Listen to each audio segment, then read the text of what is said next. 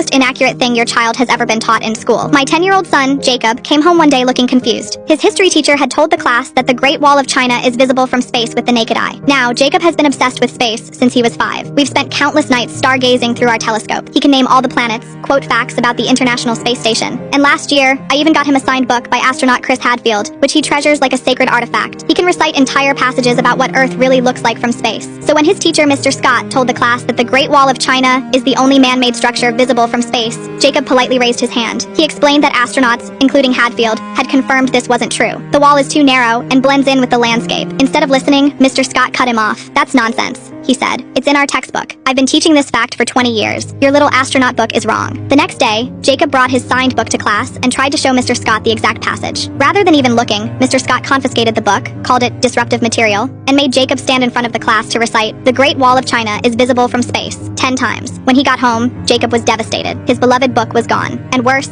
he felt humiliated. To add insult to injury, Mr. Scott assigned him a 5-page essay on the importance of respecting teachers' knowledge. I was furious. I emailed Mr. Scott, politely explaining the facts and asking for the book back. His reply: "I don't need space facts from a parent. The curriculum says the wall is visible from space, so that's what I teach." The principal was reluctant to intervene, calling it a minor, factual dispute and not worth contradicting a tenured teacher over. That's when I decided to escalate. One of my college roommates now works in NASA's education program. When I explained what happened, she was horrified by the misinformation being taught. 3 days later, I walked into Jacob's history class with a special guest, Dr. Alara Chen, NASA education specialist. Mr. Scott looked annoyed until I introduced her. He froze when she asked if she could speak to the class about space observations. He couldn't say no, not in front of the students. His face went pale as Dr. Chen pulled up actual astronaut photos and videos on the projector. "Contrary to popular belief," she said, "the Great Wall is very difficult to see, even from low Earth orbit. Astronauts need zoom lenses just to possibly spot it." She showed the class what really is visible from space. Brightly lit cities at night, major dams, agricultural grids, but no wall. One girl raised her hand and said, "But Mr. Scott told us it's in our textbook." Dr. Chen smiled and explained how textbooks sometimes contain outdated information. She held up their book and pointed to the publication date, 1985. Mr. Scott kept getting redder and redder as Dr. Chen read quotes from multiple astronauts all confirming the same thing. The wall can't be seen with the naked eye. The principal walked in during the presentation. When Dr. Chen mentioned the confiscated book, the principal gave Mr. Scott a sharp look.